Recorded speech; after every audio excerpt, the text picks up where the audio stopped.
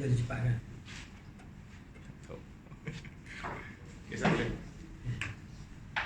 Assalamualaikum warahmatullahi wabarakatuh. Bismillah. Innal hamdalillah nahmaduhu wa nasta'inuhu wa nastahdihi wa nastaghfiruhu wa na'udzu billah min shururi anfusina wa sayyiati a'malina. May yahdihillahu fala mudilla lahu wa may yudlil fala hadiya lahu. Asyhadu an la ilaha illallah wahdahu la syarika lahu wa asyhadu anna Muhammadan 'abduhu wa rasuluh sallallahu alaihi wa ala alihi wa ashabihi wa ala kulli man ihtada bi hadihi wa istanna bi sunnatihi wa iqtafa atharahu ila yawmiddin. Amma ba'd. Allahumma rabbi shrah li sadri wa yassir li amri wahlul 'uqdatam min lisani yafqahu qawli. Allahumma la sahla illa ma ja'altahu sahla wa anta taj'alul hazna idha shi'ta sahla. Naqulu billahi taufiq. Alhamdulillah, malam kita sambung bacaan kitab Talkhis Ahkam Al-Janaiz oleh Syekh Muhammad Nasiruddin Al-Albani rahimahullah ta'ala rahmatan wasi'ah, tayyiballahu sarah. Kita pada muka surat 263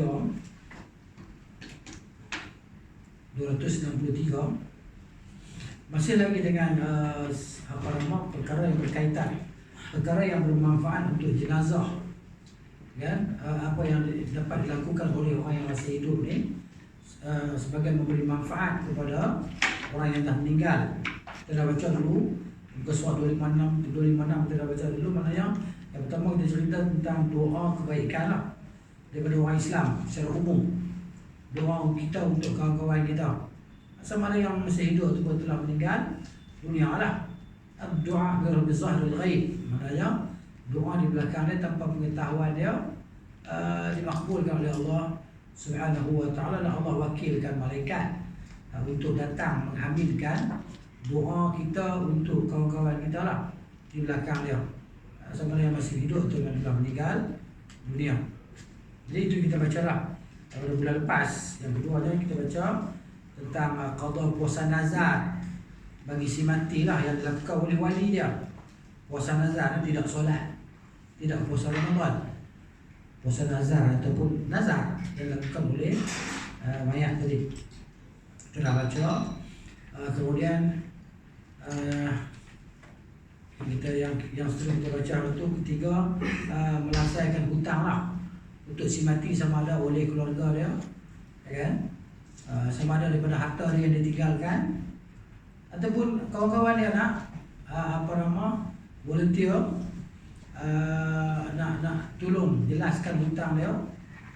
Itu yang boleh kita lakukan juga. Yang keempat, amalan soleh lah, amalan yang baik dilakukan oleh anak-anak ni, sama ada anak-anak tu niatkan untuk ayah dia ataupun dia tak niatkan untuk ayah dan mak dia. Sampai itu kita baca yang boleh lepas lah, yang keempatnya.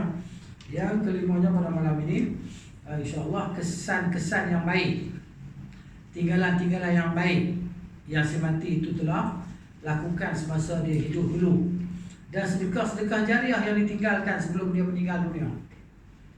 Ya, ini bermanfaat untuk dia. Benda itu dimanfaatkan oleh orang lain, maka akan berterusanlah untuk dia. Ini berdasarkan firman Allah Ta'ala.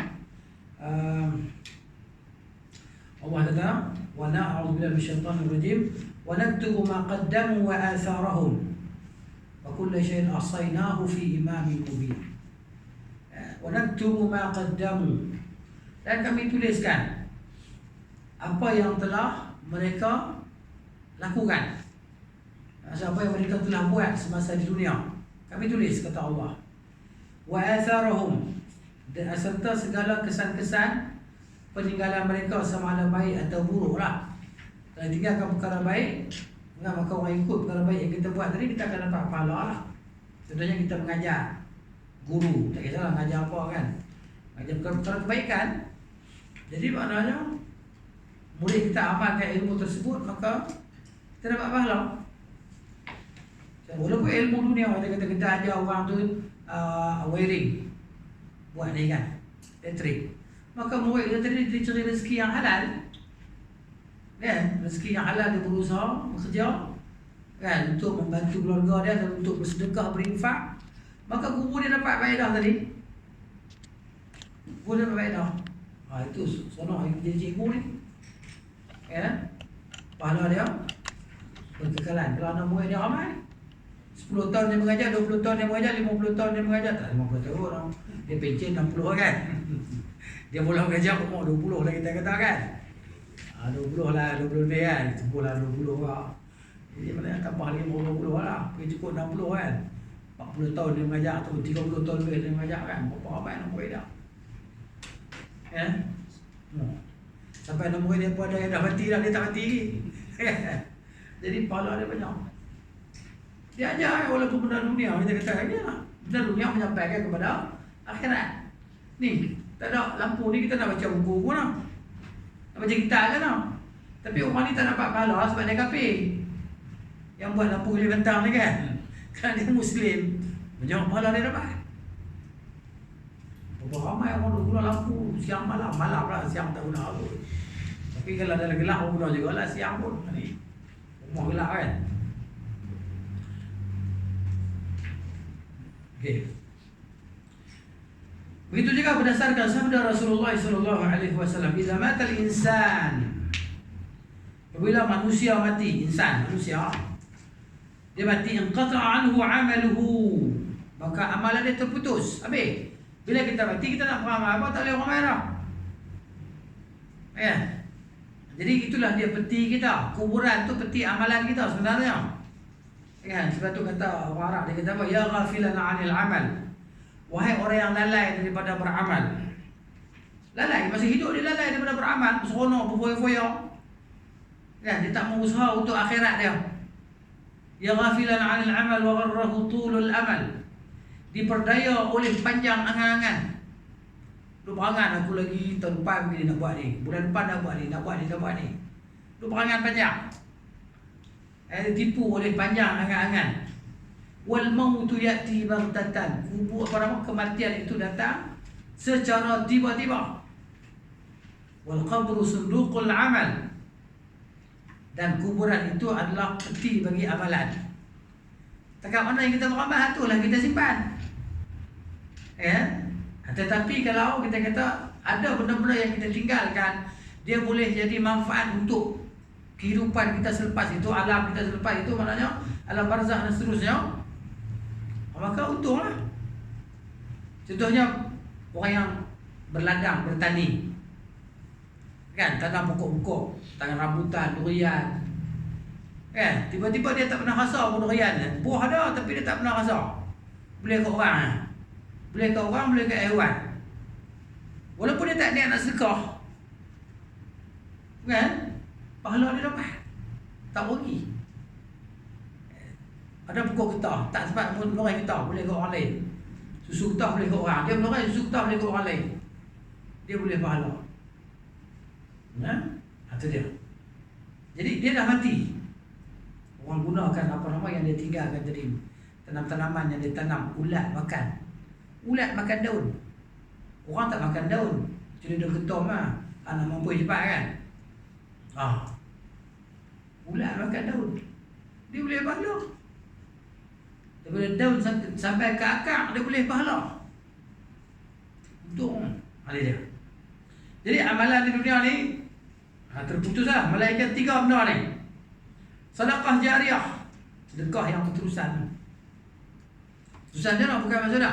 Berterusan ni maksudnya yang dia sedekah tu, benda tu dimanfaatkan. Ya?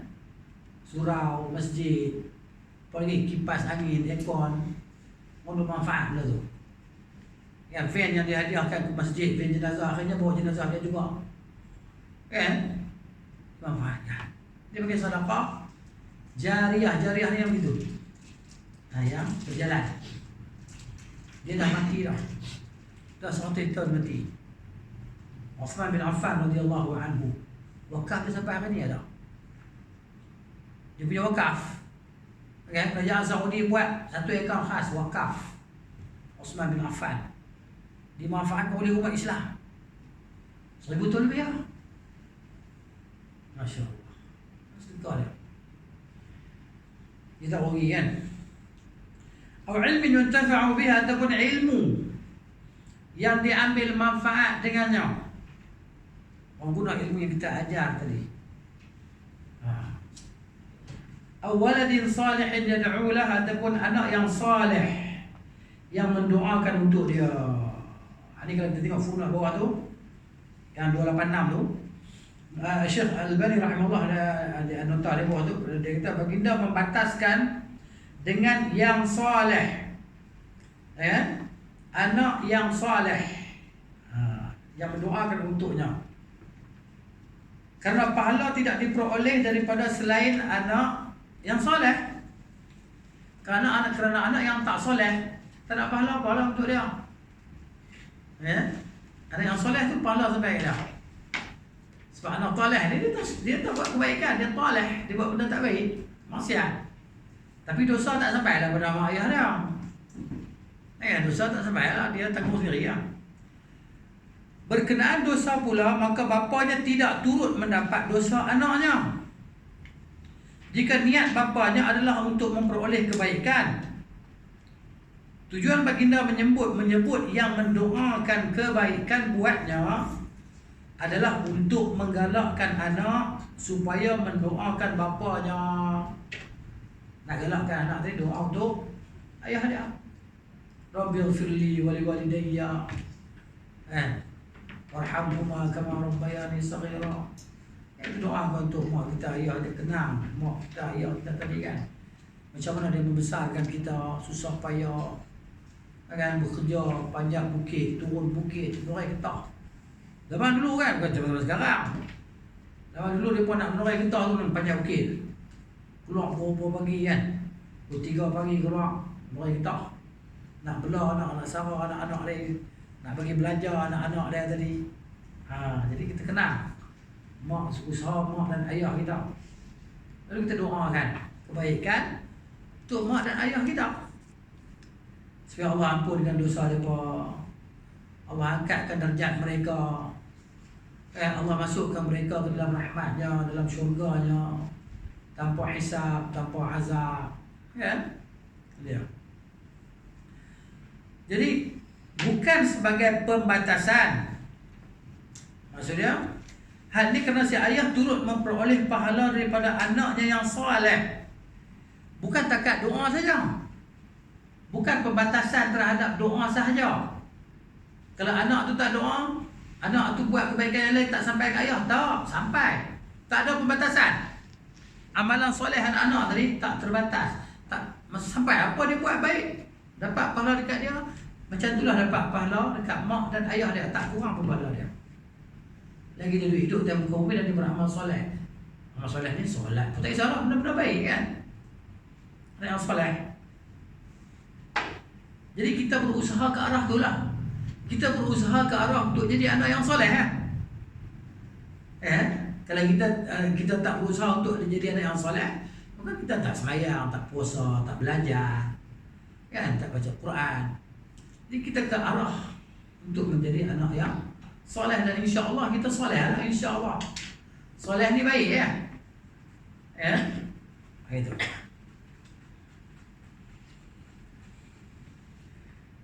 Jadi setiap kali anaknya melakukan amal soleh, sama ada anak itu mendoakan kebaikan buatnya ataupun tidak. Anak tadi terlupa nak doa ayah dia. 2 hari terlupa nak doa untuk mak dia. Ataupun seminggu terlupa nak doa untuk mak dia. Jadi maknanya amalan soleh yang dia buat, sembahyang hari puasa, sedekah, pergi belajar, menuntut ilmu, dia dapat pahala, mak dia pun dapat, ayah dapat, sama. Betul lah. Lagi panjang hidup, umur anak tadi, lagi banyak pahala mak ayah dia dapat. Lagi ramai anak dia dan semua soleh, lagi banyak pahala dia. Kalau anak 10 orang semua soleh, kali 10 pun, Masya Allah. Kan? Itu rezeki masing-masing.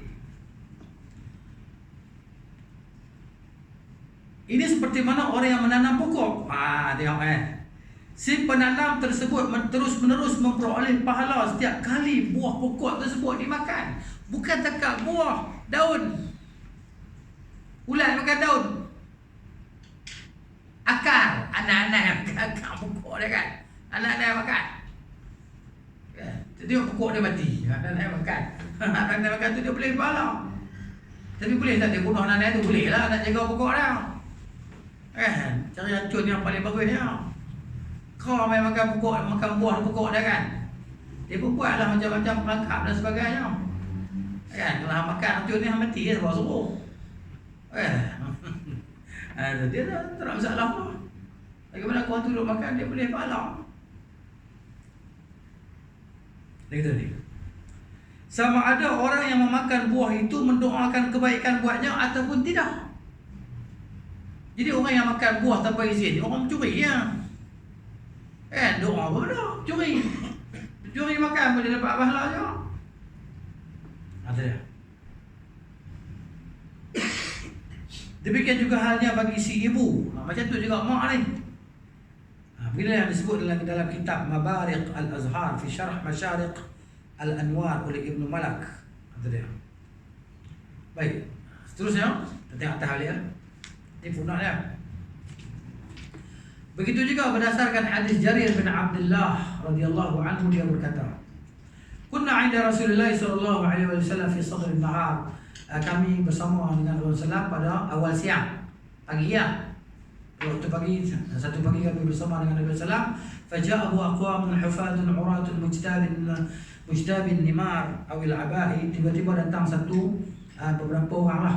Faja'ahu aqwam, beberapa kaum yang tidak berkasut.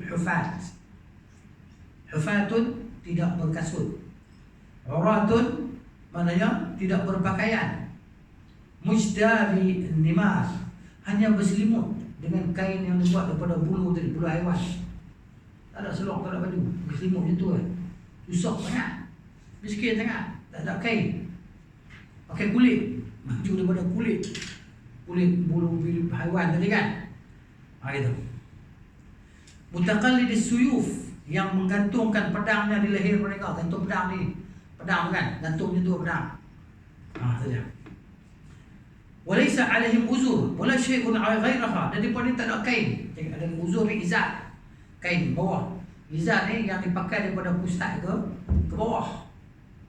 Itu nama izar. Tak ada izar, pakai kali kain macam tu ya, satu ya. Selimut dengan bulu kulit haiwan tadi. Miskin sangat. Sampai tahu tu. Amatuhum min Mudar, kebanyakan mereka adalah daripada kabilah Mudar. Bal kulluhum min Mudar, bahkan kesemua mereka daripada kabilah Mudar. Bila Nabi tengok mereka ni, fata'ammara, wa fi riwayatin fataghayyara wa ma'nahuma wahid. Dalam riwayat kata berubah wajah Nabi SAW ni, kesian, terkejut. Lima ra'a bihim min al-faqah, kerana Nabi tengok miskin semua orang ni, tak ada pakaian, tak ada kain, pakai kulit haiwan tadi. Fadakhala thumma kharaja, maka Nabi SAW pun masuk rumah dia. Rumah dia tu lah, rumah dia masjid tu, rumah dia, masuk dalam bilik dia kan. Kemudian Nabi keluar. Fa'amara Bilalan, maka Nabi suruh Bilal, fa'adzana, untuk azan lah, masuk waktu. Nabi suruh azan, suruh Bilal azan waktu zuhur. Wa salat zuhra, Nabi pun solat zuhur. Thumma sa'ida mimbaran wa saghiran, kemudian Nabi naik mimbar kecil lah. Mimbar Nabi kecil lah Rasulullah, buat daripada pokok tunggu ni, batang kurma tu. Jadi itu mimbar kecil lah, naik. Thumma khataba, Nabi berkhutbah, fahamidallah, Nabi puji Allah, wa athna alaih, Nabi ulangi pujian ke atas Allah Ta'ala. Faqala, amma ba'du, adapun selepas itu, fa inna Allah anzala fi kitabih, sesungguhnya Allah telah menurunkan dalam kitabnya Al-Quran. Ya ayuhan nasu taqu rabbakum alladhi khalaqakum min nafsin wahidah wa khalaqa minha zawjaha wa batha minhuma rijalan katsiran wa nisaa wattaqullaha alladhi tasaaluna bihi wal arham innallaha kana 'alaikum raqiba. Wahai sekalian manusia, bertakwalah kamu kepada Tuhan kamu yang telah menciptakan kamu dari diri yang satu dan diciptakan daripadanya pasangannya, dan ditebarkan daripada mereka berdua lelaki yang ramai dan kaum wanita, dan bertakwalah kamu kepada Tuhan yang kamu semua meminta-minta dengan namanya dan hubungan silaturahim. Innallaha kana 'alaikum raqiba, sesungguhnya Allah Ta'ala Maha mengawasi kamu. Dan Nabi baca satu ayat dalam surah Al-Hasyr. Wal ayatu allati fil Hasyr, ya ayyuhalladzina amanu taqullah, wahai orang-orang beriman, bertakwalah kamu semua kepada Allah. Wal tanzur nafsum ma qaddamat lighad, dan hendaklah setiap diri melihat apa yang dia dahulukan untuk besok, apa yang dia amalkan untuk besok hari, untuk hari akhirat. Apa yang dia amalkan hari ini. Wattaqullah, hendaklah kamu semua bertakwa kepada Allah. Innallaha khabirum bima ta'malun, sesungguhnya Allah Maha mengetahui dengan apa yang kamu semua kerjakan. Wala takunu kalladzina nasullaha, dan janganlah kamu semua jadi seperti orang yang lupa pada Allah. Fa'ansahum anfusahum, maka Allah Ta'ala lupakan mereka terhadap diri mereka lah. Ya, ulaika humul fasiqun, mereka adalah orang-orang yang fasik. La yastawi ashabun nar, tidak sama ahli neraka, wa ashabul jannah, dan ahli syurga. Ashabul jannati humul faizun, ahli syurga mereka adalah orang-orang yang berjaya. Kemudian Nabi kita SAW, tasaddaqu, bersedekahlah kamu semua, qabla an yuhala bainakum wa bainas sadaqah, sebelum ada yang menghalang kamu daripada bersedekah. Apa dia? Kematian. Mati nak sedekah apa?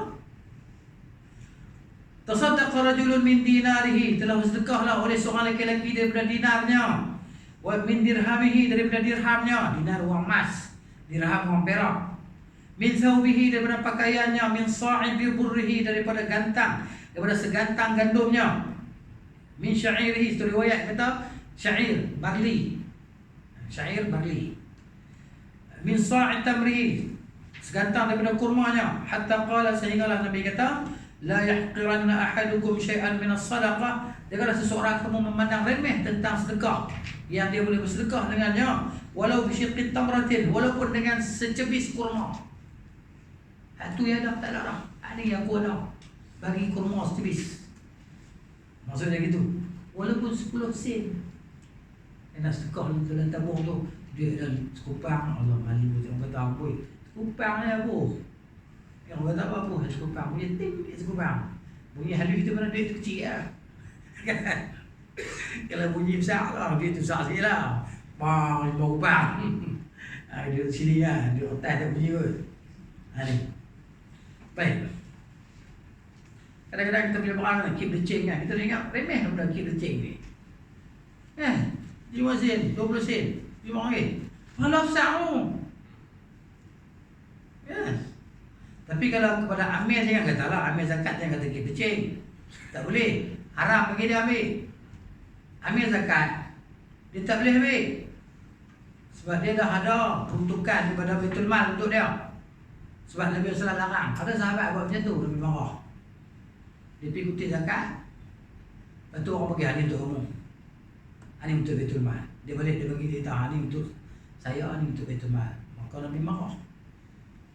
Nabi kata kalau dia duduk di rumah dia, rumah mak dia, rumah pak dia, dapat lah benda tu. Kalau duduk di rumah dia, dia dapat tak tu? Dapat.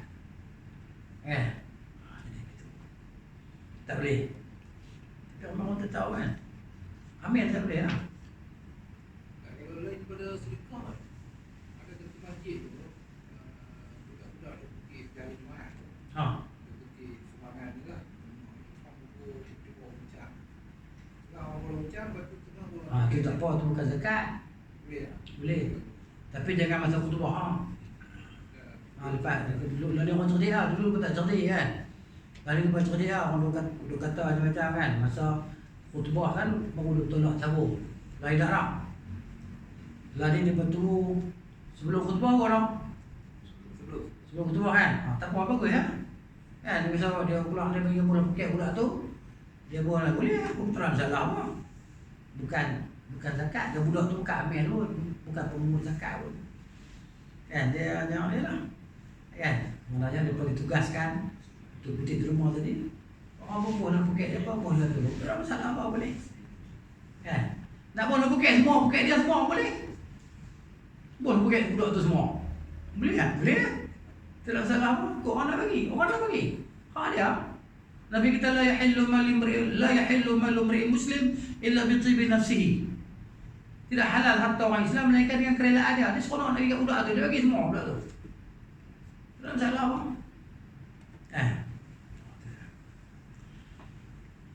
Kemudian, apa tadi?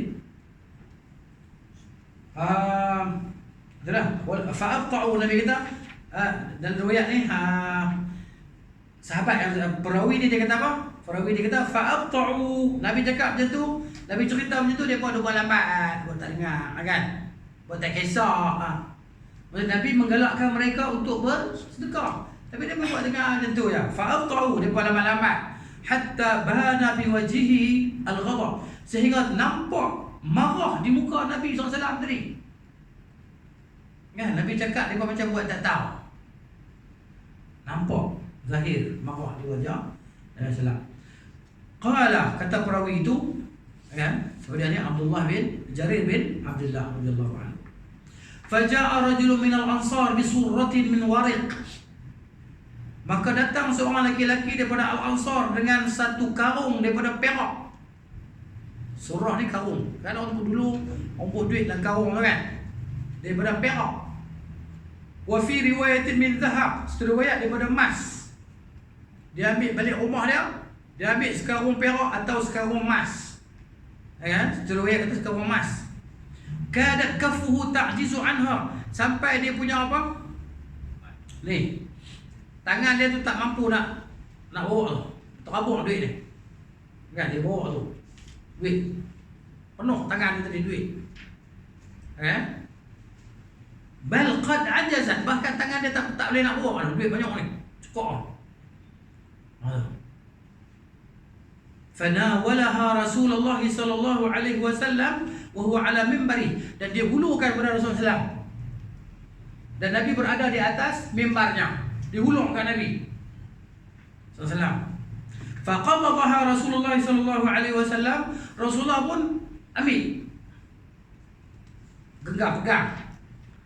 Thumma qama Abu Bakr fa'ata. Abu Bakar pun bangun bagi. Thumma qama Umar fa'ata. Umar pun bangun bagi. Thumma qama al-muhajirun wal ansar fa'atau.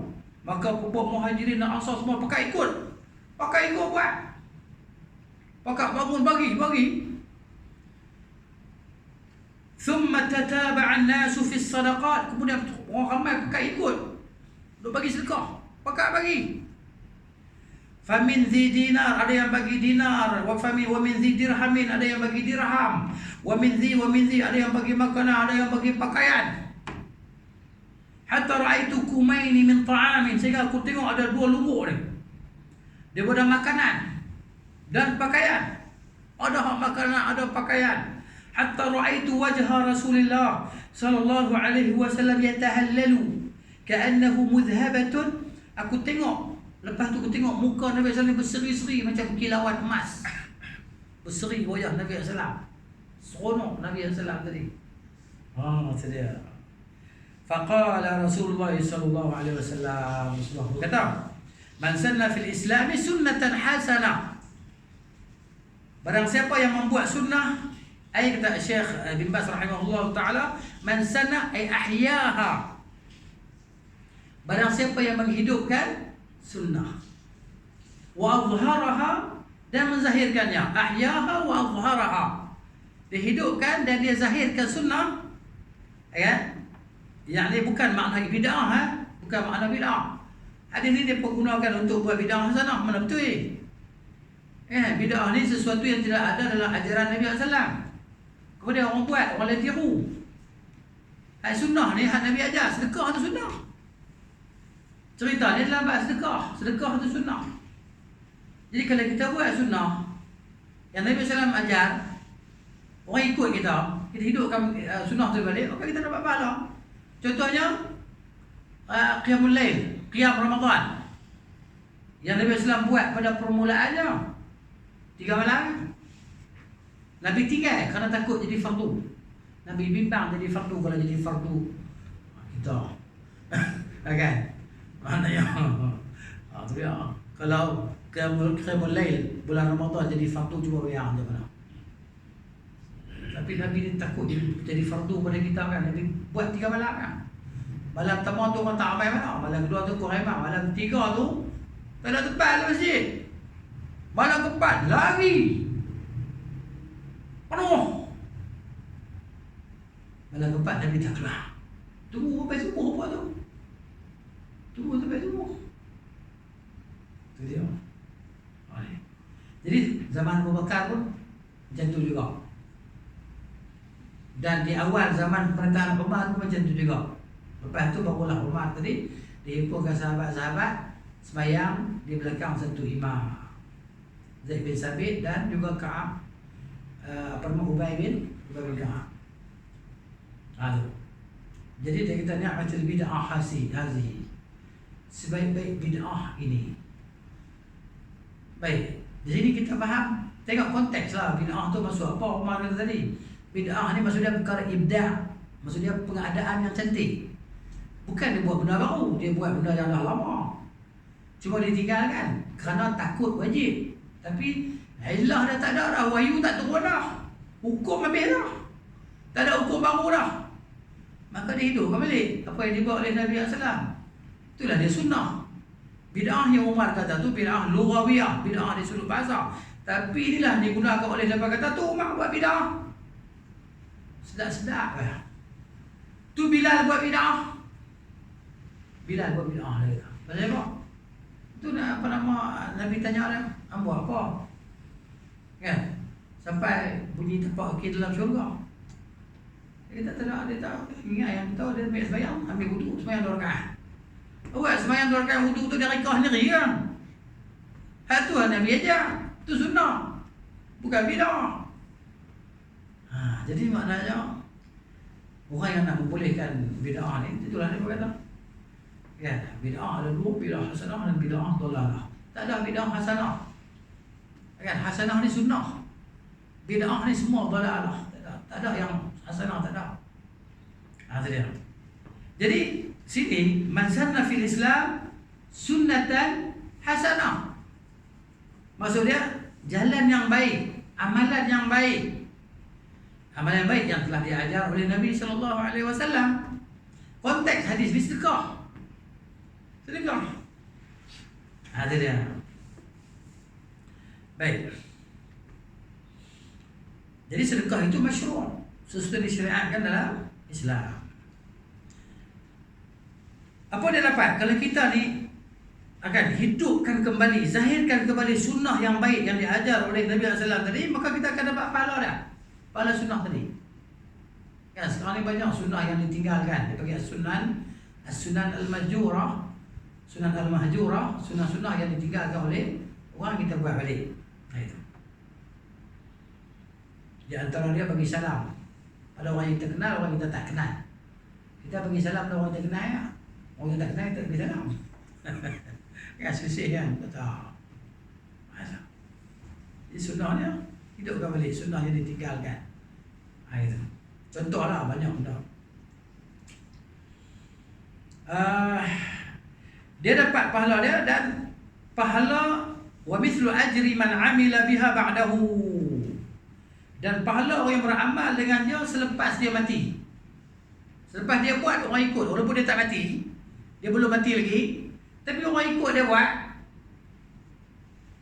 Anak-anak dia ikut dia, dia ajar anak dia, ya, dia dapat pahala. Min ghairi an yanqusa min ujurihim syai'un. Apa nama? Dan pahala orang yang buat tadi pun tak kurang pun. Pahala dia tak kurang pun. Kita dapat pahala kita buat dan pahala orang yang tiru kita. Tak kurang pahala dia. Macam tu. Wa man sanna fil islami sunnatan fil islami sayyi'atan. Sunnah ajaran yang jahat. Sunnah ni maksud ajaran lah, kan? Yang buruk. Kana alaihi wizruha, dia tanggung dosa dia. Dosa dia buat tu dia tanggung. Wa wizru wa mithlu wizri man amila biha min ba'dihi. Dan dosa seperti orang yang tiru dia. Dia buat dosa, dia dapat pada orang tu tiru dia, dan dosa tersebut dia dapat dosa orang tu tak kurang pun dosa orang tu. Ada dia. Min ghairi yanqusa min awzarihim syai'un. Thumma tala hadhihi al-ayah. Kemudian Nabi sallallahu alaihi wasallam baca ayat ni lah. Wa naktubu ma qaddamu wa atharahum. Dan kami tulis apa yang mereka telah lakukan dan kesan-kesan tinggalan mereka. Qala kata apa nama Jarir bin Abdullah radhiyallahu anhu tadi, faqasamahu bainahum, maka Nabi sallallahu alaihi wasallam bahagikan apa nama harta-harta tadi kan di antara kabilah Mudar yang susah, yang miskin tadi. Itu. Kemudian seterusnya menziarahi kubur. Ziarahi kubur. Okey, kita tengok footnote. Muka surat 271 tu bawah tu. 271. Footnote dia kan. Kata Syekh Al-Albani rahimahullah, dia kata, hendaklah pembaca yang beriman memerhatikan konteks hadis ini diucapkan. Akan jelas baginya bahawasanya penghujahan dengan hadis ini untuk mengisbatkan bid'ah hasanah dalam agama Islam adalah yang terpaling meleset daripada kebenaran. Dia guna hadis ini untuk bid'ah hasanah. Memang tak kena langsung. Ini kerana tiada perbuatan bid'ah yang berlaku dalam hadis ini. Maka bagaimanalah mereka yang ahli bid'ah boleh mentafsirkan hadis ini dengan sesiapa yang melakukan bid'ah hasanah dalam agama Islam? Macam mana boleh tafsir itu? Sedangkan baginda SAW hanya menyebut hadis ini bersesuaian dengan kedatangan seorang lelaki Ansar yang memberikan sedekahnya sebelum orang lain. Kemudian orang ramai menurut memberikan sedekah selepasnya. Oleh itu, dia memperoleh ganjaran pahala sedekahnya dan ganjaran pahala sedekah mereka. Kerana dialah orang pertama yang memberikan sedekah pada majlis perhimpunan tersebut. Hadis ini datang pada konteks sedekah yang disyariatkan, bukannya pada bid'ah yang dicela dengan celaan yang umum. Dengan itu maka jelaslah bagi setiap orang yang mempunyai dua mata bahwasanya hadis tidak menyanggai sabda baginda sallallahu alaihi wasallam, setiap bid'ah adalah sesat. Kullu bid'atin dalalah. Dan bahwasanya tidak boleh untuk kita mengkhususkan keumuman hadis tersebut. Hadis tu mari umum, kita nak khususkan, mana boleh? Yang diucapkan oleh baginda di perhimpunan mereka. Maksudnya Nabi sebut di perhimpunan kullu bid'atin dalalah ni, Nabi siasa ulang. Dalam khutbahnya dalam ceramah Nabi akan ulang. Fa inna kulla bid'atin dalalah wa kulla dalalatin fin nar. Fa inna kulla bid'atin dalalah wa kulla dalalatin fin nar. Khususnya di khutbah Jumaat Nabi baca hadis ni. Habislah waktu. Apa yang bermanfaat untuk jenazah. Masuk pula kita tajuk menziarahi kubur. Baik, disyariatkan untuk menziarahi kubur untuk mengambil iktibar dan mengingati hari akhirat dengan syarat tidak mengucapkan perkataan yang dimurkai oleh Allah, seperti istighatsah, ana memohon hajat kepada orang dalam kubur, kepada ahli kubur, memberikan tazkiyah, yakni pujian kepadanya, menetapkan secara pasti bahawa dia merupakan ahli syurga. Dan seumpamanya, kita mana boleh letakkan orang ahli syurga kecuali yang menetapkannya adalah Rasulullah SAW. Rasulullah beritahu kepada syuhada Uhud, Rasulullah beritahu. Kita tak tahu. Bila Nabi kita macam tu, kita ikutlah. Ada beberapa pada hari ini kita tak tahu orang yang mati. Contohnya di Palestin tu kan, dia mati kena bom dan sebagainya. Kita kata insya-Allah lah dia mati syahid, tapi kita tak kata confirm. Sebab kita tahu yang dia punya akidah iman dia bagaimana. Macam sahabat-sahabat lah. Dalam beberapa peperangan, satu peperangan tu, lepas tengok orang ni, dia pun kata, oh, seronoklah dia mati syahid. Nabi kita tahu dia dalam neraka. Dalam neraka. Pasal apa? Pasal dia ni lawan perang, dia luka, dia tak tahan. Dia tikam diri dia sendiri, pergi mati cepat.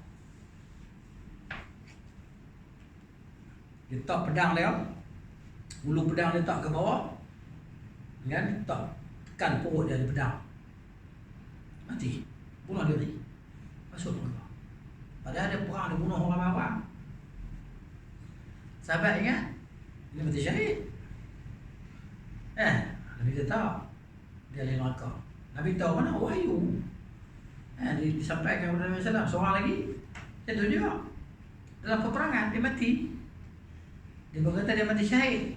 Tidak, dia masuk neraka. Pasal apa? Dia pergi ambil apa nama satu selimut kan, yang harga dia tak sampai berapa dirham ya. Selimut yang tak ada untuk jual tak laku lah. Dia ambil tu sebelum dibahagikan antara pasang perang. Walaupun seutas tali kita ambil yang belum dibahagikan, dia panggil ulul. Ambil lah. Jadi kita tak pasti. Cuma kalau tu kita kata insya-Allah. Kita sebut insya-Allah dan mati syahid kan. Yang dibunuh mati perang ni. Tak, dia tidak memberi pujian pada dia. Maksudnya kita bagi tazkiyah ni pujian, maksudnya kita puji si mati ni. Oh si mati ni dia ni bagus lah, tengok orang dia kan. Allah angkat derajat dia. Kita tak kenal dia pun. Kan? Tak boleh kita nak memuji dia melainkan orang yang Rasulullah SAW puji. Kita tak kenal orang tu. Kan? Cuma aja kita sebut kebaikan yang kita tahu lah. Itu pun masa orang tu baru mati, bila dah lama mati takkan nak sebut lagi pujian pada dia. Oh seronok lah si mayat ni tengok kan, dia mati dengan mati yang baik kan. Kita doakan untuk dia kan, kita puji dia. Tazkiyah ni memuji dia, mensucikan dia. Tazkiyah ni, perkataan tazkiyah ni mensucikan dia. Sahabat kita ni dia, buku ni saya terjemah tapi dia pun edit. Saya terjemah bahasa saya kan. Tazkiyah ni maksudnya, tazkiyah ni penyucian, kita sucikan dia. Dia buat dalam bracket kan. Bracket ni dia buat ni editor kawan kan. Sebab tu lah kalau edit dia kena tanya orang terjemah dulu ya. Tak ada masalah. Ni tazkiyah. Sebenarnya dia kena buat ni, kalau kawan kita yang buat yang edit ni, dia kena tulis mensucikan. Tazkiyah ni bukan pujian. Wallahu a'lam. Nak kena tanya dia balik. Ya. Ya. Adakah hadis yang kata jika 3 orang atau lebih yang mengatakan dia ni baik untuk jenazah, maka dituliskan kebaikan? Ya. Ada. Mana kan? Orang kita yang kita puji, memang betul dia buat baik. Dia memang kita kenal. Sebut kebaikan. Sebab tu kita ni bila kita tahu kebaikan kawan kita yang baik ni, kita sebut yang kebaikan. Kan malaikat kami kan kebaikan yang kita buat, dan kita ni saksi Allah Ta'ala kan, di bumi lah. Hadis kita baca dulu lah kan. Kita sebut kebaikan yang kita tahu lah. Kalau kita tak tahu, jangan sebut lah. Itu yang kata lepas solat. Itu tak sunnah. Itu dia panggil bid'ah tu. Itu dia kata dipanggil bid'ah. Apa kita nak kata pada mayat ini? Baik. Apa kita nak kata pada mayat ini? Baik. Apa kita nak kata pada mayat ini? Baik. Tak pernah diajar oleh Nabi SAW. Dia hadis tu bukan maksud macam tu. Hadis maksud dia kita sembang sama kita, sebut tentang kebaikan dia. Oh Masya Allah dia ni kan, aku kenal dia. Tak pernah pergi solat jemaah, itu dia demam atau musafir kan. Kalau bab sedekah dia nombor 1 kan. Bab program jemput penceramah ustaz dia nombor 1. Sebut kebaikan-kebaikan, keburukan kita tengok sebut lah. Sebut kebaikan. Semoga Allah mengampuni dia, Allah. Oh dia ni jaga mak dia subuh kan, elok mak dia mati, dia pun mati. Tak ada nikah. Ada orang tu kan, dia jaga mak ayah dia, elok mak ayah dia mati, dia pun mati. Tak sebab nikah. Dia tak nikah pasal apa? Pasal nak jaga mak dia. Ada orang macam tu sampai mati. Masya Allah. Jadi kematian macam tu kan, Allah nak bagi ke orang macam lah. Mati tengah solat ke apa-apa, tu pun kita kata insya-Allah husnul khatimah lah. Kita tak boleh confirm. Mungkin dia tengah riak ke apa, kita tak tahu kan. Benda hati orang kita tak tahu. Jadi kita insya-Allah tersebut yang baik, yang zahir. Masya-Allah dia kan mati tengah solat lah, masya-Allah kan. Sebut kebaikan dia. Baik. Tazkiyah tadi pembersihan, penyucian kepadanya, menetapkan secara pasti bahawa dia merupakan ahli syurga. Tak boleh lah. Dan seumpamanya terhadap sejumlah hadis yang makruh berkenaannya, sesiapa yang ingin mengetahuinya maka sila rujuk dalam kitab asal lah. Ini kitab ringkasan Baik, yang 117, wanita juga dianjurkan menziarahi kuburan seperti orang lelaki kerana beberapa sebab. Ada khilaf. Kan Syekh bin Baz, Syekh Utsaimin, dia pun kata tak boleh. Perempuan tak boleh ziarah kubur. Kerana wanita tadi boleh mendatangkan fitnah. Dan sabar mereka ni tidak seperti sabarnya lelaki. Jadi kalau jumhur ulama kata makruh, ikut ni dia khilaf ni tu kan. Syekh Albani ni dia kata boleh, harus. Hukum dia sama dengan hukum orang lelaki. Cumanya wanita janda tadi lah, yang kematian suami dia tak boleh kubur, sebab dia edah. Dia edah pun tak boleh pergi kubur.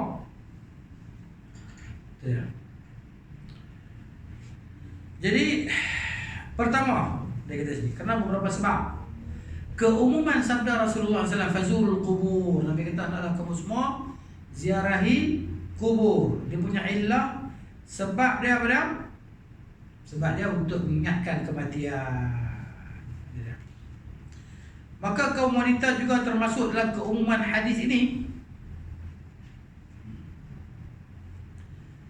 Penjelasannya, Nabi SAW tak kala melarang ziarah kubur pada awalnya, tidak diragukan lagi bahawa larangan itu merangkumi kaum lelaki dan wanita. Nabi kata, kuntu nahaitukum an ziyaratil qubur. Dulu aku larang kamu daripada menziarahi kubur. Ala fazuruha. Sekarang maka ziarahlah kubur. Kan? Kenapa? Fa innaha tudzakirukum al-akhirah. Kerana dia mengingatkan kamu pada akhirat. Akan qala sallallahu alaihi wasallam. Jadi Nabi kata, dulu kuntu nahitukum an ziyaratil qubur.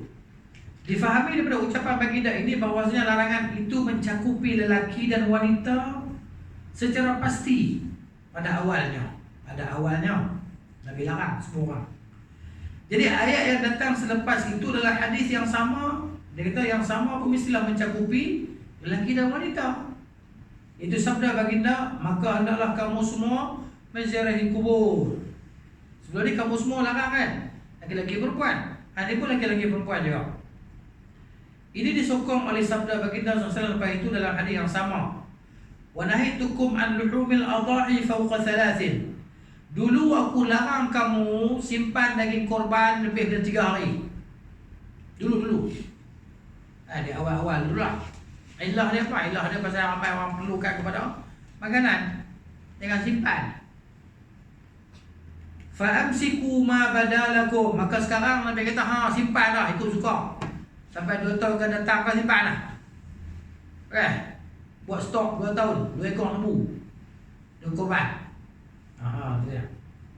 Nabi kata, fa'amsiku ma badalakum. Simpanlah apa yang kamu rasa, simpan. Dulu mana ada peti sejuk kan. Dulu mereka pakai jemur garam, jemur garam. Saya pergi dulu, budak-budak Afghan. Dia peram daging korban kan tu. Kita buat macam tahu ikan bekasam, daging bekasam dah kita. Tak dengar daging bekasam ni. Ikan bekasam.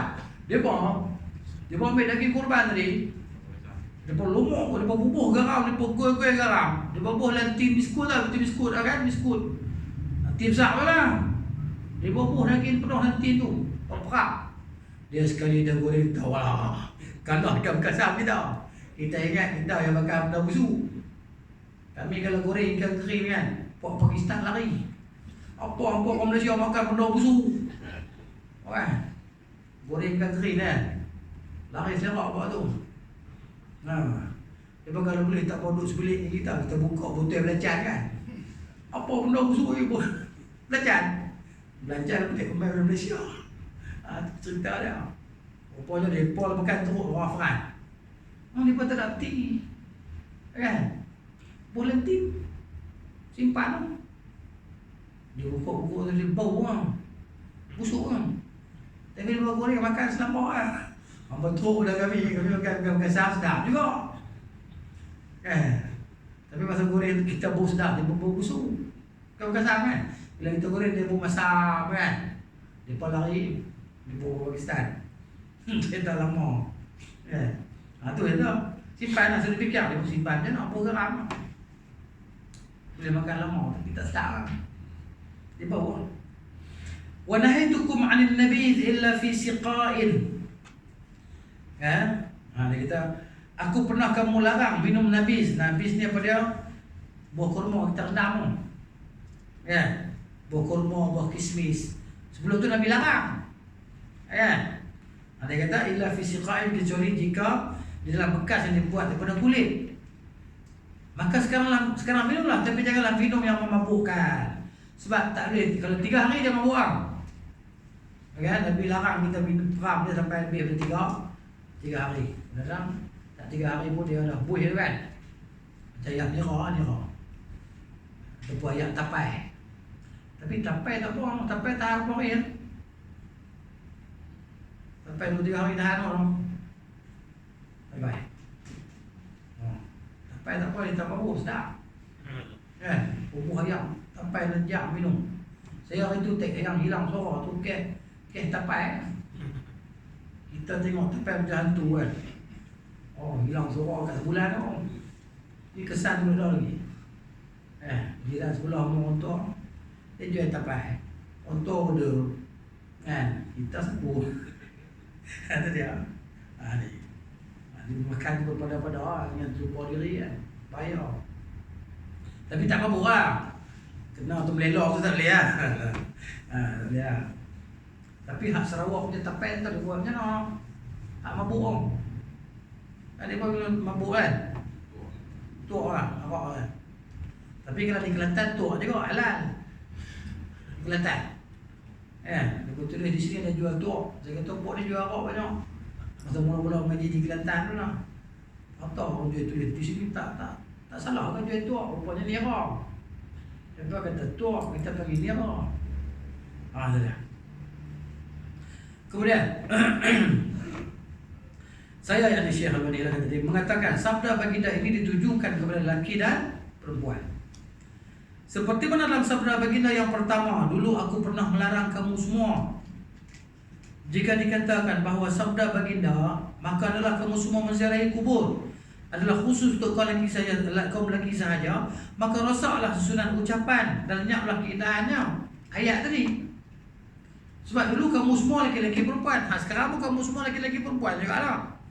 Maksudnya mana khusus kepada lelaki-lelaki saja, kecuali ada dalil. Ini merupakan perkara yang tidak layak bagi seseorang yang dikurniakan kepadanya jawami'ul kalim. Jawami'ul kalim ni cakap sikit lah. Makna dia tu padat. Itu dia. Jawami' ni perkataan jamak, himpunan. Al-kalim ni perkataan, kalimah. Dan yang paling fasih dalam menuturkan huruf dhad. Huruf dhad ni Rasulullah SAW ni paling fasih lah. Ada beberapa sudut lagi yang lebih menguatkan pandangan ini, saya kata. Yang kedua, perkongsian kaum wanita dengan kaum lelaki pada sebab yang disyariatkan ziarah kubur karenanya. Sebab apa disuruh kita ziarah kubur? Kerana untuk ingat kita pada akhirat. Saja. Nabi kata fa innaha turiqul qulub. Kerana ziarah kubur itu boleh melembutkan hati. Wa tudmi'ul ain, dan boleh mengalirkan air mata. Air mata ni dia boleh padam maka ni, boleh padam api. Jadi ada 2 mata, kata Nabi sallallahu alaihi wasallam, ainani. Ada 2 mata la tamussuhum an-nar, yang tidak akan disambar oleh api neraka. Ainun batat yahsu ta'ruzu fi sabilillah, mata yang berjaga dia yang dia berjaga di jalan Allah Ta'ala. Dia jadi guard. Giliran dia untuk berkawal pada malam, dia tak tidur. Giliran dia nak jaga tentera ni semua rehat, dia jaga. Mata tu tak akan disambar oleh api neraka. Yang kedua, aina wa ainun bakat min khasyatillah, dan mata yang menangis kerana takut pada Allah. 2 mata ni, 2 jenis mata ni tak kena sambar api neraka. Betul tak? Jadi wa tudbi'ul ain, dia boleh menyebabkan mata kita ni menangislah. Wa tudzakkirul akhirah, dan dia boleh mengingatkan kita pada hari akhirat. Dia kata, ni kawan kita, pani aku pula urut tak tahu bila. Kawan kita duk sembang elok ah. Betul tak dah? Mati. Mudah pada kita. Kita duk cari sebab. Dia cari sebab apa? Sebab dia sampai masalah.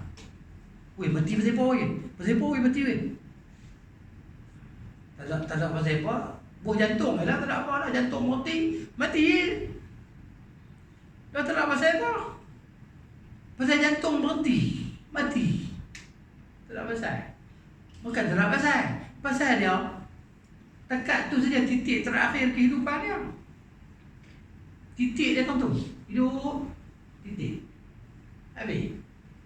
Kita pula tak tahu bila. Ui, mati muda orang-orang tu. Tak kisah lah. Muda ke tua ke. Sampai masa. Jadi apa persediaan kita?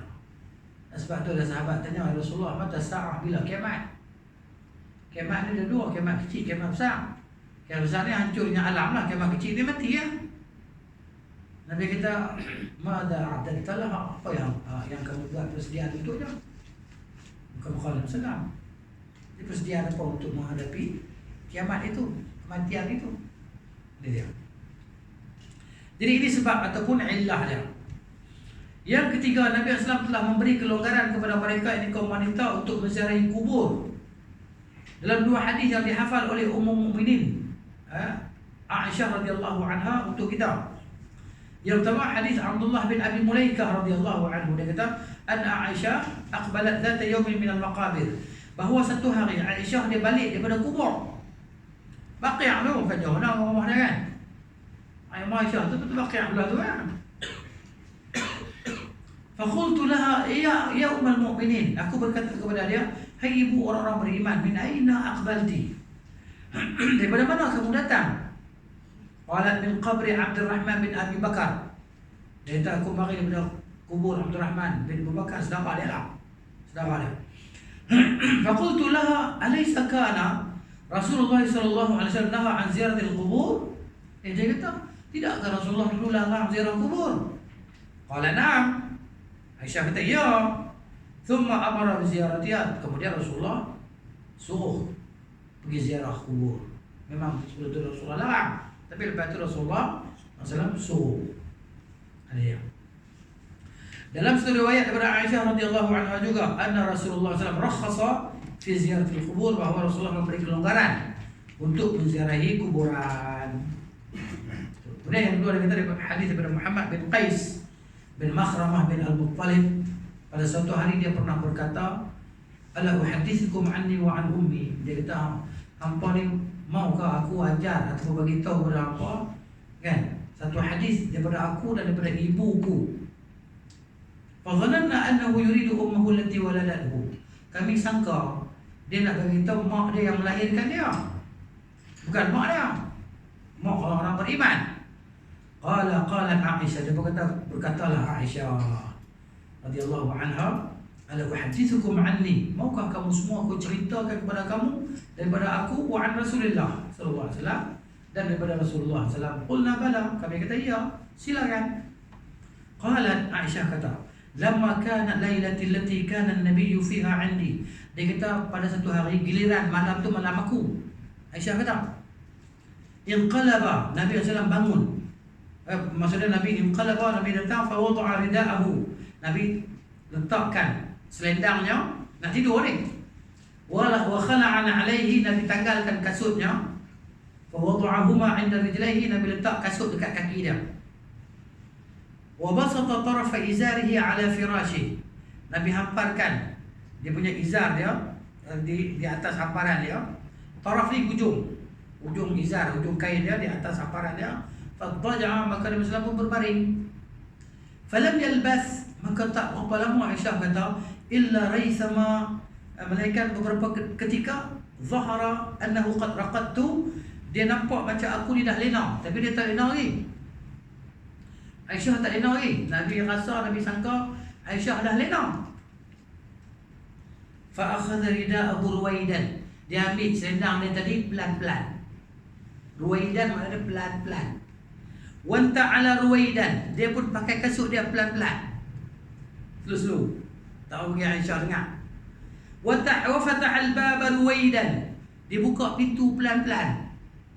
Fa kharaja, kemudian Nabi keluar. Thumma ajafahu, Nabi tutup pintu ruwaidan pelan-pelan. Faja'altu dir'i fi ra'si. Bila Nabi dah keluarlah, Aisyah bangun. Dia pun ambil tudung dia pakai. Dia nak tengok Nabi mana pergi rumah bini lain kot. Dia bagi cemburu. Aku pun letakkan tudung aku di kepala aku, wa khtamartu, aku pakai tudung. Wa taqanna'tu izari, aku pun pakai kain aku, ikat kain. Thumma talaqtu ala isrihi, aku pun ikut Nabi sallallahu. Ikut Nabi. Ke belakang. Hatta ja'a al-Baqi', sampailah Nabi ni sampai ke Baqi'. Nabi sampai di Baqi'. Faqama, Nabi berdiri di situ, fa'aqala al-qiyam, Nabi berdiri lama. Di Baqi' tu. Thumma rafa'a yadayhi 3 marratin. Nabi angkat tangan dia 3 kali. Sallallahu. Thumma harafa, kemudian Nabi pun berpatah balik, Nabi baliklah. Fanharaftu, maka aku pusing balik. Fa asra'a, maka Nabi laju jalan. Fa asra'tu, aku pun laju juga. Fa harwala, Nabi berlari, aku pun berlari juga. Berlari anak-anak. Fa harwaltu, fa ahdara, maka Nabi pun sampai. Fa ahdartu, aku pun sampai. Fa sabaqtuhu, aku dulu masuk dalam rumah. Fa dakhaltu, aku masuk dalam rumah. Fa laysa illa an ittaja'tu, aku pun baring. Aku baring sekejap je, tidur sekejap je. Fa dakhala, Nabi pun masuk. Faqala ma laki ya Aish. Kamu ni kenapa Aisyah? Aish tu perkataan panggilan manja lah. Panggilan manja bagi Aisyah. Aish. Kamu ni kenapa Aish? Hasyan rabiyatan. Tercungap ni pasal apa ni? Rabiyah ni macam orang yang asma. Rabiyah. Ya.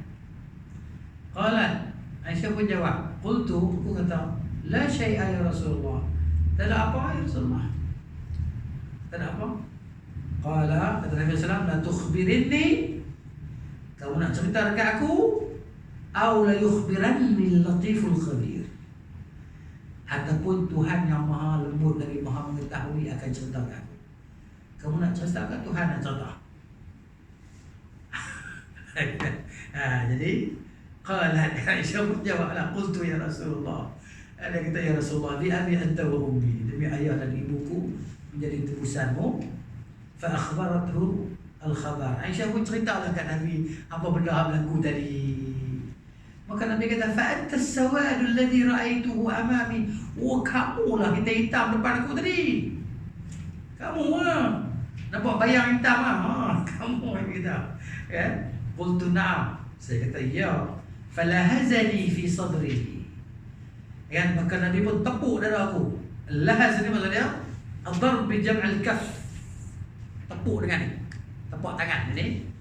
Jam'al kaf ni. Kata dia kan. Dia kata auja'ani, aku sakit dah kena tu. Satu riwayat kata lahadani. Yani dafa'ani bil quwwah. Tolong dengan kuat. Begitu sampai rasa macam senak ah. Senak dia kata. Kan? Nabi buat macam tu. Pasal apa? Kata syarah pada kitab apa nama Sunan Ibn Majah, dia kata apa? Hada ta'diban. Ta'diban laha bisu'i adh-dhann. Ini sebagai mengajar adab kepada Aisyah dengan buruk sangka dia tadi. Dia buruk sangka, dia cemburu. Dia kata misalnya nak pergi rumah isteri lain, giliran dia buruk sangka kan. Tepuk dia rasa sakit juga lah, senang lah macam itu. Kan? Thumma qala, kemudian kata Nabi SAW, adhananti ayyahifallahu alaiki wa rasuluh, ayyahifallahu alaiki wa rasuluh, adakah kamu sangka Allah, kan, apa nama dan rasulnya akan mengkhianati kamu? Khianat kan maksud dia, giliran dia pergi rumah orang lain. Jadi Nabi tak akan buat benda melainkan Allah Ta'ala suruh. Apa perbuatan Nabi SAW, semua perintah Allah. Jadi kamu sangka Allah dan rasulnya akan khianat pada kamu? Giliran kamu betul pergi rumah orang lain. Kamu rasa macam tu? Qalat, kata Aisyah, mahma yaktumin nas ya'lamu Allah. Aisyah kata, manusia sendiri macam apa Tuhan maha mengetahui. Nabi kata, ya. Nabi kata, na'am. Kata Nabi SAW, Nabi pun cerita pasal apa. Nabi kata fa inna Jibril atani. Sungguh Jibril mari jumpa aku. Nabi kata Jibril mai panggil. Jibril tak masuk. Jibril dia panggil aku, atani hina ra'aiti, ya, fanadani. Ketika kau tengok aku bangkit tu, Nabi kata, masa tu Jibril panggil aku. Fanadani fa akhfahu minki. Ya, maknanya dia ni apa nama? Dia rendah panggilan dia tu kamu tak dengar, aku seorang yang dengar. Akhfa ni macam sembunyi lah. Ya, dia sembunyikan panggilan dia daripada kamu. Aku dengar, kamu tak dengar. Fa'ajabtuhu, aku pun sahutlah panggilan dia. Jibril panggil, aku pergi ya. Fa'akhfaituhu minki, aku sembunyikan dia daripada kau. Aku tak gerak kau lah. Ya. Walam yakun liyadkhula alayki, dia tak mau masuk lah. Jibril tak mau masuk. Pasal apa? Waqad wada'ti thiyabaki, kamu dah tanggalkan pakaian kamu. Dia tak masuk. Jibril alaihissalam, dia duduk kat luar, dia panggil Nabi. Wa dhanantu an qad raqadti, aku sangka kamu dah lena. Nabi tak mau kacau Aisyah. Sebab Nabi dia dah lena. Aisyah dah lena. Nabi sangka macam tu. Fakarihtu an uqidhaki, aku tak suka nak mengejutkan kamu, nak gerak kamu. Wa khashitu an tastawhishi, aku bimbang kamu jadi terkejut, takut. Kan? Faqala, maka kata Jibril alaihi salam dekat aku, inna rabbaka ya'muruka, sesungguhnya Tuhan kau suruh kau an ta'ti ahlal baqi', ay Muhammad sallallahu, untuk kau pergi kepada penduduk di Baqi', ahli kubur. Pergi di situ. Fatastaghfira lahum, untuk kau mohon ampun untuk mereka, supaya kau mohon ampun untuk mereka. Qalat, kata Aisyah, dia nak belajar ni. Qultu, aku bertanya, kaifa aqulu lahum ya Rasulullah SAW, apa yang saya nak ucapkan kepada mereka ya Rasulullah kalau saya pergi kubur? Apa yang saya nak ucapkan? Qala, kata Nabi SAW, quli, katalah, assalamu ala ahli diyar minal mu'minin, sejahtera ke atas ahli perkampungan daripada orang-orang beriman. Diyar, perkampungan ini, alif lam tu maknanya kat depan tu maknanya ini. Sejahtera ke atas ahli perkampungan ini. Minal mu'minin wal muslimin, daripada orang beriman dan orang Islam. Tengok di sini perkataan mukmin dan muslim ada beza. Muslim, mukmin, muhsin. Ada. Yarhamullahul mustaqdimin minna, semoga Allah merahmati orang-orang yang dahulu daripada kalangan kami, yang pergi dahulu lah. Wal mustakhirin, orang yang kemudian. Wa inna insyaallah bikum lahiqun, dan sungguhnya kami insyaallah akan menyusul kamu semua. Banyak dia ni. Saya baca terjemah tu. Kalau baca terjemahan lagi cepat. Tapi aku rasa seronok baca sekali dengan terjemah. Pun boleh menjiwai sikit. Kalau saya baca terjemahan, kadang-kadang jadi macam baca ya. Baik. Habis itu. Tetapi kaum wanita, muka surat 281. Tetapi kaum wanita tidak boleh gerak pergi ke kuburan dan berulang-alik ke sana. Tak boleh. Kerana mungkin akan menyebabkan berlakunya sesuatu yang menyalahi syariat. Seperti menjerit, kan, meraunglah, bertabarruj, menjadikan perkuburan sebagai tempat bersiar-siar, dan membuang masa dengan perkataan yang sia-sia, seperti mana yang berlaku di sebahagian negara Islam hari ini. Inilah yang dimaksudkan insya-Allah oleh hadis yang masyhur ini, la'ana Rasulullah sallallahu alaihi wasallam wa fi lafzin la'anallahu zawaratil qubur. Rasulullah melaknati, satu riwayat kata Allah melaknati wanita yang sering menziarahi kubur. Zawarat ni, fa'alat ni sirah mubalaghah, maksudnya banyak kali, ulang alik, pergi balik, esok pergi, lusa pergi, kerak, seminggu sekali pergi kubur.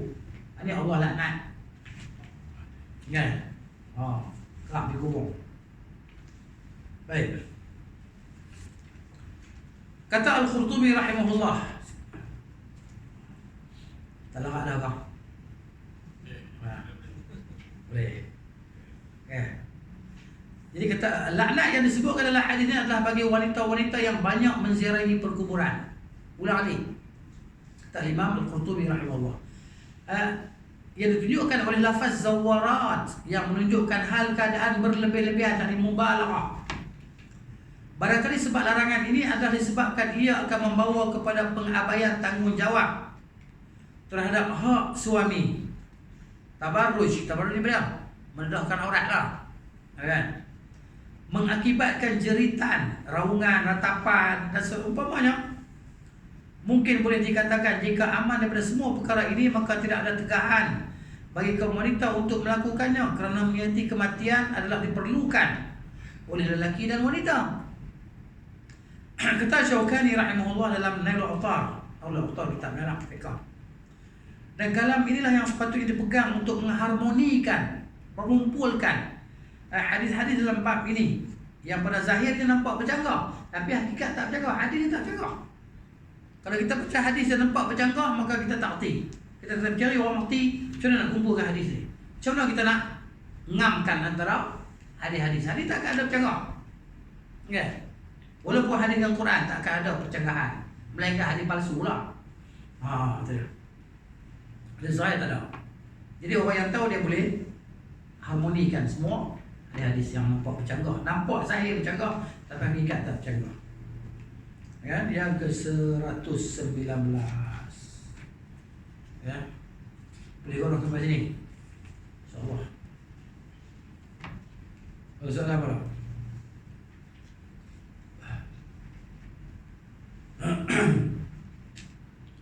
Boleh menziarahi kubur orang bukan Islam. Boleh. Ziarah kubur orang bukan Islam. Tapi kita bukan ucap salam, ucap laknat. Laknatullahi alaikum wa ahraqakum finnar. Laknat Allah ke atas kamu dan Allah bakar kamu dalam neraka. Kan? Boleh untuk apa? Untuk ambil iktibar sahaja. Tengok mereka ni mati dah, habis lah mereka. Maka jahanam lah, kekal abadi. Tak habis lah, okey lah. Kan? Jadi kita lah jagalah iman kita supaya jangan jadi cempuk ni. Itulah. Biar tiba. Berdasarkan hadiah orang, hadiah Allah dan selainnya. InsyaAllah. Kita mau lagi lah. Wallahu ta'ala a'lamu bis-shawab. Wa sallallahu ala nabiyyina Muhammad wa ala alihi wa sahbihi ajma'in. سبحانك اللهم وبحمدك أشهد أن لا إله إلا أنت أستغفرك وأتوب إليك. السلام عليكم ورحمة الله وبركاته.